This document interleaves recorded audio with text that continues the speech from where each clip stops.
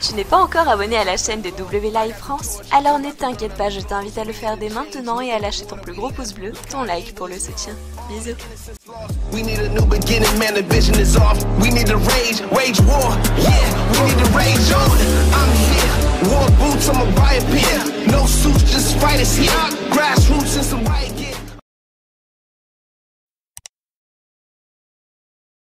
Avant de commencer cette vidéo, les gars, on va faire simple pour justement combler le manque qu'il y a à SmackDown, le manque de storyline qu'il y a à SmackDown, le manque d'intérêt qu'il y a à SmackDown. Je peux dire que c'est un show de merde ce soir, mais on va combler ce manque quand même parce qu'il n'y a pas énormément de choses à dire, comme à chaque fois. J'ai pas fait de review de SmackDown la semaine dernière, je suis désolé, il s'est passé quelques petites choses un peu gênantes. Je vois que Roman Reigns s'est fait foutre de la pâté pour chien sur la gueule par Baron Corbin et Dolph Ziggler. Bon, après, chacun ses délires, mais voilà, vous savez ce que j'en pense. Et déjà, j'étais pas bien, c'est pour ça que j'ai pas fait de review. Et si en plus je devais faire une review en voyant cette daube monumentale, je ne pouvais pas. Et là, on a deux news dont j'aimerais vous parler. Alors, c'est pas des news vraiment hyper intéressantes, mais on peut quand même lancer des petits débats, etc. Vous savez que les débats sur la chaîne, ça a toujours été un peu le but. Donc, on va parler de deux petites news qui sont assez intéressantes, ou peut-être vous n'êtes pas au courant également. Et après, on parlera de SmackDown Live, tout simplement. Donc déjà, on va parler donc de NXT aura sa place au Royal Rumble 2020 et à WrestleMania 36. Ça, c'est une très bonne nouvelle. Effectivement, c'est une très bonne nouvelle pour les fans de NXT, pour les fans de la WWE qui regardent NXT chaque année. Il faut savoir que NXT à Survivor Series avait eu leur place, effectivement. Et là, au Royal Rumble et WrestleMania 36, c'est signé. Ils auront également leur place, effectivement, NXT et NXT, tout simplement. Donc, ça sera vraiment assez intéressant. Donc, en 2020, NXT jouera un rôle plus important. Donc, j'ai mon petit téléphone juste ici pour vous lire la news. N'hésitez pas à me mettre votre avis en commentaire. Voilà, vous savez que la parole, c'est bien évidemment le but sur la chaîne. Donc, mettez un commentaire pour me dire ce que vous en pensez. Et on va parler de tout ça. On va parler de tout ça. Donc en 2020, NXT jouera un rôle plus important lors des prochains grands événements du Big Four de la WWE, notamment au Royal Rumble 2020 et WrestleMania 36. Habituellement, lors de ces événements, NXT organise un takeover la veille. Mais pour le Royal Rumble, comme cela a été annoncé il y a quelques semaines, un autre type de show aura lieu la veille du pay-per-view intitulé World Collide. Donc c'est des superstars de NXT et NXT UK qui se feront face le 27 janvier prochain. Et le prochain NXT TakeOver aura lieu à Portland le 16 février. Et du coup, ce qui se passe, c'est que selon le Wrestling Observer, la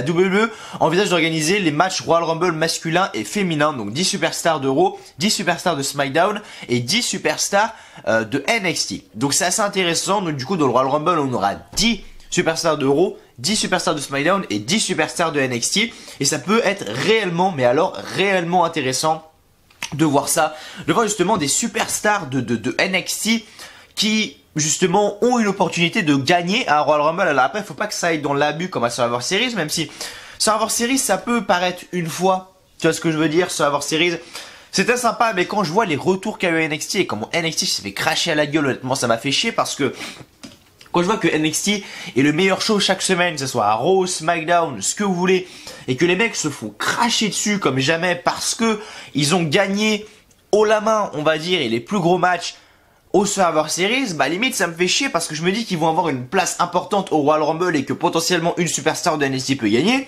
et où ils vont se faire cracher à la gueule par derrière. Donc réellement, moi ça me fait chier. Vous voyez ce que je veux dire ? Mais voilà, tout ça pour vous dire que NXT aura un rôle important au Royal Rumble et à WrestleMania. Du coup, il y aura également des matchs de NXT, je pense, à WrestleMania. Donc c'est une news assez intéressante. Et maintenant, on va parler de Paige, les amis. Paige, effectivement. Paige qui, lors d'une récente interview, a dévoilé que justement, elle est très déçue par la division féminine de la WWE. Effectivement, elle a expliqué qu'elle était déçue par la direction que les officiels ont décidé de prendre avec la division féminine, alors que pourtant tout avait bien commencé avec la révolution féminine. Le problème, selon elle, de constamment voir Becky Lynch, Charlotte Flair, Bayley et Sasha Banks.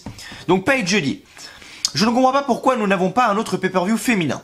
On l'a eu une fois. Qu'est-ce qui s'est passé depuis? Donnez-nous un show chaque année, non?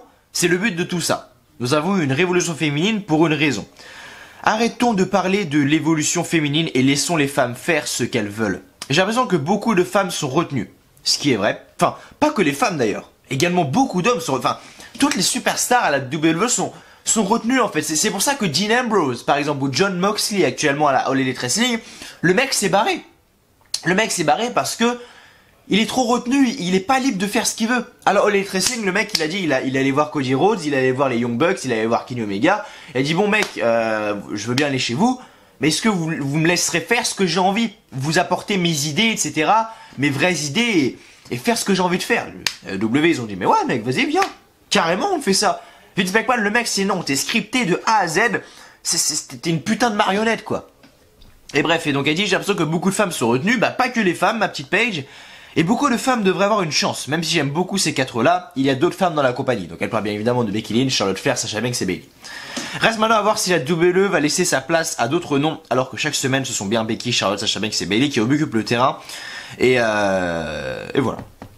Donc c'est vrai, Paige a réellement raison. Paige a réellement raison que la division féminine à la WWE c'est pas top réellement. C'est vrai qu'à part Charlotte Flair, Becky Lynch, Sasha Banks, on voit pas énormément de choses. On a vu Ronda Rousey, appelez-la comme vous voulez. Encore une fois, on va pas débuter là-dessus. Il y a Alexa Bliss également, même si elle est beaucoup moins mise en avant. Mais c'est vrai que c'est toujours la même chose en fait. Et après Paige, à un moment, on dit, on a eu un show féminin. On a eu un show féminin, évolution. Pourquoi pas nous le donner chaque année? Mais le truc, c'est que si les fans ne veulent pas le voir, il faut pas le donner. Ce show, c'est pas juste parce que les femmes, justement, c'est la révolution féminine ou quoi. Si les fans ne le demandent pas, on ne va pas justement... Enfin, si les fans ne demandent pas un show, on va pas justement le mettre. Là, par exemple, on aura le premier TLC match féminin par équipe. Est-ce que ça valait réellement la peine? Je ne sais pas, peut-être que oui, parce que ça peut être un très bon match. Charlotte Flair, Becky Lynch et les Kabuki Warriors, ça peut donner vraiment un très bon match. Mais ce que je veux dire par là, c'est que on nous a donné des choses dont on n'avait pas besoin. Des Hell in a Cell match féminin, où on n'avait pas besoin, les fans n'ont pas demandé. Le premier main event de WrestleMania, ça par contre ça devait être quelque chose parce que c'était totalement mérité. Et quand on voyait le match Charlotte Flair, Becky Lynch, Ronda Rousey, honnêtement waouh. Mais voilà, tant que les fans ne le demandent pas, ça sert à rien de le faire. Et le truc c'est que la WWE en fait nous force cette révolution féminine, cette révolution des femmes, etc. Et c'est pour ça que le problème c'est que ça ne marche pas. Regardez avec Roman Reigns, on va en parler également ce soir. Roman Reigns, là je finis de vous parler de cette news là, et après c'est Roman Reigns que je vais vous parler direct. Roman Reigns on l'a forcé à la gueule pendant des années, est-ce que ça a marché? Non. On l'a mis un petit peu sur la touche, est-ce que ça a un peu plus marché? Oui. Mais le problème de Roman Reigns n'est pas celui-là, c'est que Roman Reigns doit être heel, et pas un putain de babyface. Donc bref, voilà ce qui se passe. Donc maintenant, on va parler de SmackDown. Les amis, on va parler de SmackDown. Désolé s'il y a du bruit de fond ou quoi. Hein, voilà, on est samedi, il est 10h30. Vous vous doutez qu'il y a du bruit de fond. Hein. Maintenant...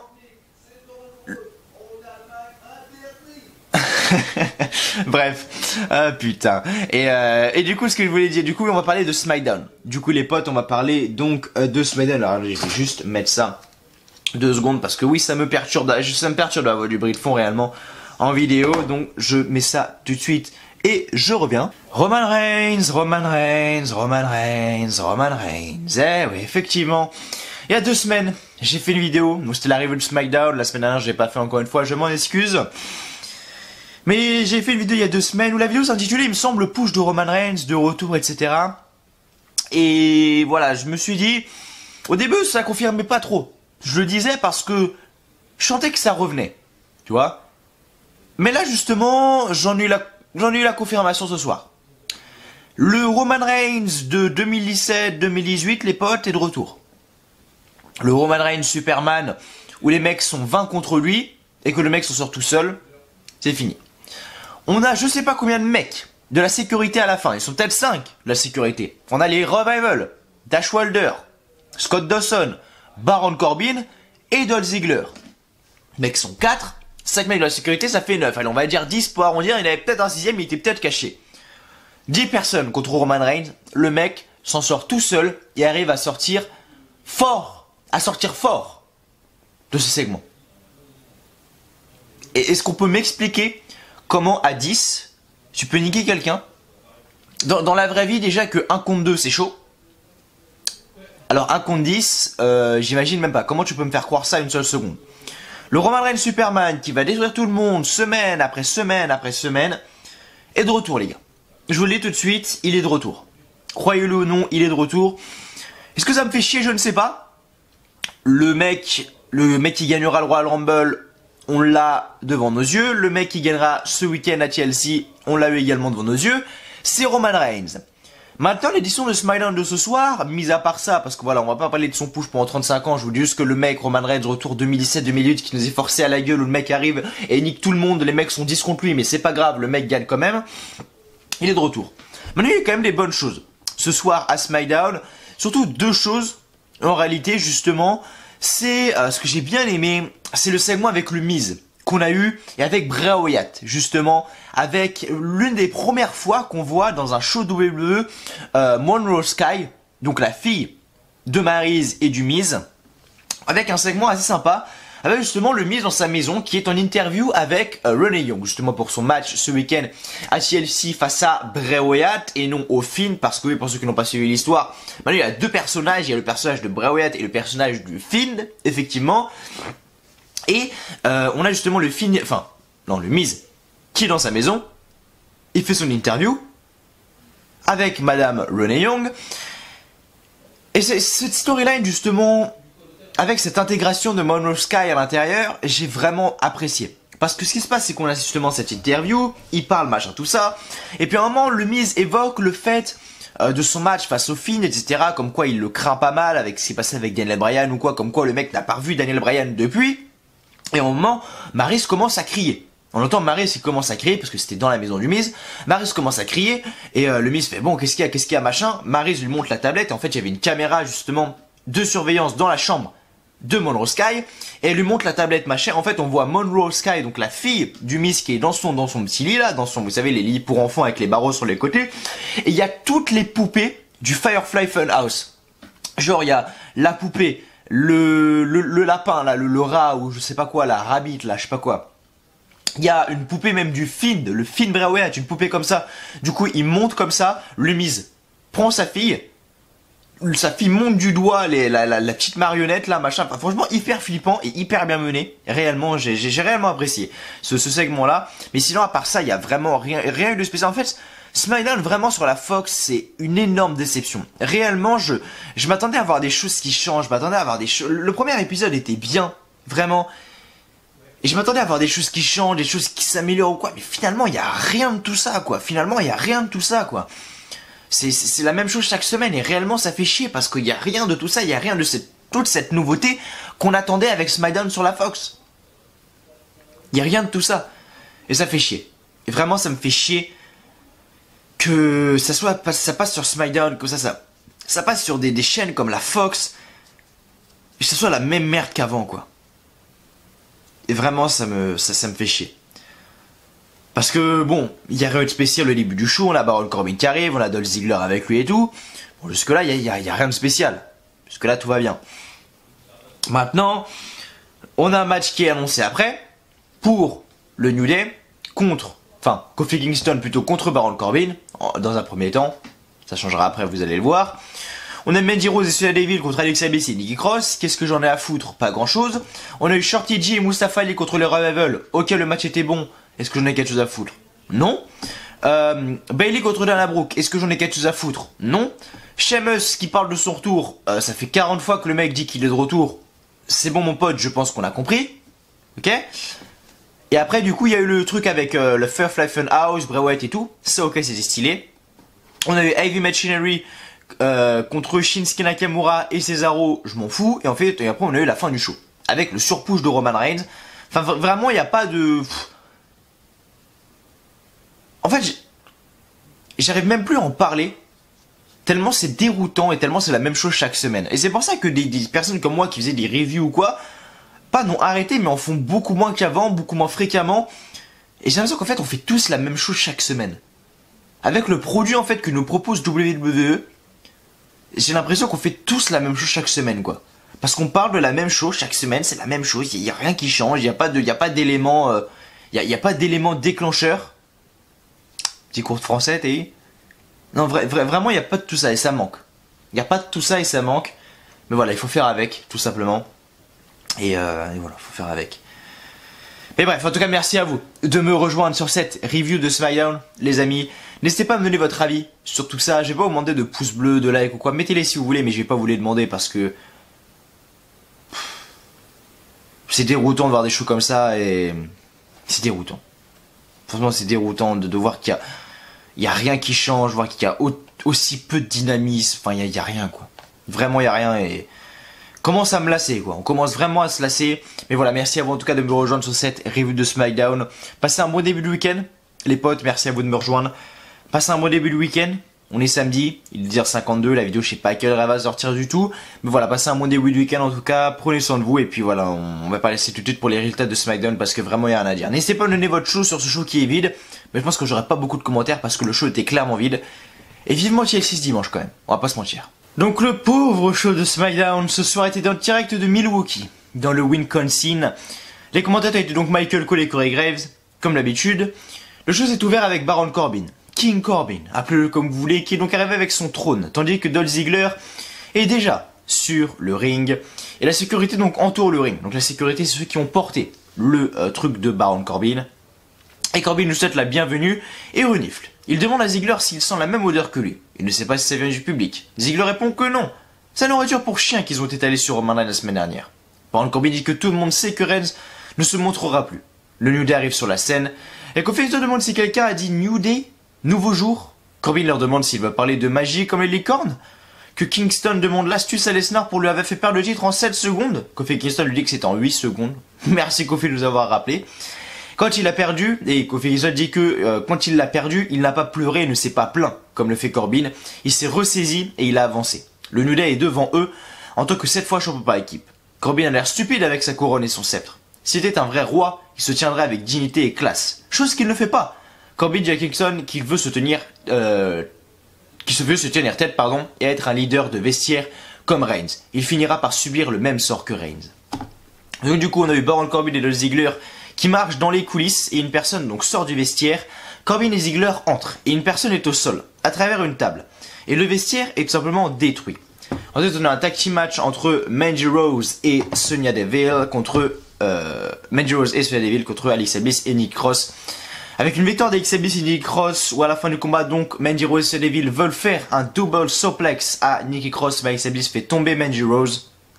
Et à la fin du combat, donc, Mandy Rose fait un swinging neckbreaker pour la victoire par tombée. Victoire donc Alexa Bliss et de Nikki Cross, comme je l'ai dit. On a un tag team match entre Shorty G et Mustafa Ali contre les Revival, Scott Dawson et Dash Wilder. Donc à la fin du combat, par contre le match était beau quand même. La fin du match était beau avec Mustafa Ali qui fait un 450 splash sur un des Revival. Et ensuite ils refont par contre un Shadow Machine pour la victoire par tombée en plein air. Victoire donc des Revival. Donc voilà, c'était quand même un beau match. N'hésitez pas à aller voir ce match si vous ne l'avez pas vu, il était quand même assez joli. Ensuite on a eu Bayley Dana Brooke avec une victoire de Bayley. Bon, elle a fait un Snapmare Driver pour la victoire. Rien de spécial, même pas un Bayley to Bayley Suplex. Mais bon, c'est comme ça. Ensuite, voilà, c'est ça le moment le plus intéressant de la soirée, je pense. C'est Renee Young qui est avec le Miz dans sa maison pour une interview. Renee Young lui demande s'il sait où est Daniel Bryan. Le Miz répond qu'il ne l'a pas vu depuis qu'il a été emmené sous le ring par le Fiend. Young demande au Miz ce qu'il s'est passé la semaine dernière avec Bray Wyatt. Le Miz répond que Wyatt torture les esprits. Il le comprend. Mais il y avait une ligne à ne pas franchir. Et il l'a franchie. Il ne peut pas sortir cette image de sa tête. Il devait accepter ce match. Wyatt dit qu'il a changé pas mal d'hommes. Mais il a déjà un homme qui a changé. Il est devenu père et une personne chance quand elle tient son enfant dans ses mains. Ça veut rien dire mais bref. Pour la première fois. Il a 2 enfants, et sa famille est le plus important pour lui, c'est la raison pour laquelle il n'est pas à Milwaukee, blablabla machin. Ensuite on entend donc Maryse crier, voilà, et le Miz court vers elle et elle montre une vidéo de Monroe Sky jouer avec Rambley Rabbit. Donc vous savez, l'espèce de lapin à moitié là. Et ouais, dis-le le laisser. Le Miz et Maryse montent dans la chambre de Monroe et il n'y a personne à part une poupée, et le Miz dit que l'interview est finie. Ensuite on a eu le Firefly Funhouse avec Bray Wyatt Et il dit qu'il a un nouvel ami. Il dit qu'il essayait juste d'être gentil car c'est la saison des fêtes. Il voit à quel point le Miz aime sa famille. Et ça lui fait dire Woovie Woovie. Le Miz était tellement absorbé par ce qu'il s'est passé avec Daniel Bryan qu'il s'est exposé. Bryan est toujours avec lui. Il peut apprendre au Miz comment ne pas aimer. Il faut juste le laisser entrer. Marine 5 était bon. Et il se voit à TLC ce dimanche. Marine 5 qui était donc le film dans lequel le Miz a joué, je le rappelle. Ensuite, on a eu Heavy Machinery. Donc, Otis et Tucker contre Cesaro et Shinsuke Nakamura. Victoire de Cesaro et Shinsuke Nakamura. Ou à la fin du combat, donc c'est Shinsuke Nakamura qui fait son Kinshasa à Tucker pour la victoire par tombée. Donc, victoire de Shinsuke Nakamura et de Cesaro. Et enfin, pour terminer le show, on a eu du coup un match entre Kofi Kingston contre King Corbin. Mais à la fin du combat, donc c'est Dolph Ziggler qui est renvoyé dans les coulisses. Mais il revient pour attaquer Biggie. Et une bagarre éclate et l'arbitre arrête le combat. Et après le match, donc Biggie défie King Corbin et Dolph Ziggler pour un match par équipe. Corbin accepte. Du coup, on a un match ensuite entre le New Day et King Corbin et Dolph Ziggler. Et à la fin, donc l'arbitre arrête le combat parce que le New Day gagne par disqualification. Car à la fin, Baron Corbin donne des coups de poing à Kofi Kingston. Ziggler donne des menottes à Corbin et continue les coups avec les menottes. Donc l'arbitre arrête le combat pour une disqualification. Et du coup, après le match qui s'est passé, c'est là, quand je parle du push de Roman Reigns, bah c'est là où je veux en venir, vraiment. Et je dis que c'est là où je veux en venir, parce que là, justement, ils accrochent Kingston avec les menottes, justement, au poteau. Jusque là, tout va bien. Corbin, il commence à faire la même chose que la semaine dernière, commence à sortir un petit paquet, vous voyez de quoi je parle. Et, justement, là, on entend la musique de Roman Reigns qui arrive, et je vous jure, ils étaient 10. Ils étaient 10. T'avais Reigns, enfin, t'avais Scott Dawson, Dash Wilder, Corbin, Ziggler, sécurité numéro 1, sécurité numéro 2, numéro 4, numéro 5, numéro 6, numéro 7. Ils étaient 10 en tout. Superman Punch, Big Boot, droite, ce que tu veux, le mec est ressorti vainqueur et le show s'est terminé avec une célébration de Reigns où le mec est au ring, t'as les 10 mecs par terre, au milieu du ring, le mec célèbre. Quand je vous dis que le Roman Reigns de 2017-2018 est de retour, c'est pas des conneries. Retenez bien ce que je vous dis. Et sachez une chose, c'est que ce mec-là gagne le Royal Rumble. Que vous le voyez ou non. Vous verrez bien, retenez bien ce que je vous dis. En tout cas, merci à vous d'avoir regardé cette review de SmackDown, les amis. J'espère qu'elle vous a plu. Comme je vous ai dit, je vais pas vous demander de lâcher de pouce bleu ou quoi, parce que vu la qualité médiocre des shows, j'ai pas envie. Vraiment, mais voilà, merci à vous de m'avoir suivi. Du coup, les dernières vidéos de la semaine, si vous les avez pas vues, n'hésitez pas à les checker, bien évidemment. On en a encore plein qui vont sortir. Là, j'ai toutes les vidéos qui sont là, celles qui sont sur les listes, c'est celles déjà qui sont sorties. Et les autres, c'est celles qui vont sortir. Donc, on a, c'est quoi la prochaine vidéo de prévue? Donc là, on est le 14, 16, 17. Donc ça sera la review de TLC. Le 17, la review de SmackDown. Est-ce que j'ai quelque chose de prévu pour le 18? Un truc du style? Oui. Mercredi 18 décembre, on se retrouve pour la vidéo top 10 des meilleurs catcheurs de la WWE de l'année 2019. Donc soyez là, les gars, soyez là. Du coup, on se retrouve lundi pour la review de TLC. D'ici là, portez-vous bien. Passez à tous une très bonne fin de week-end. Je vous souhaite à tous que du bonheur, que des bonnes choses. Et je vous dis à la prochaine. Allez, salut à tous.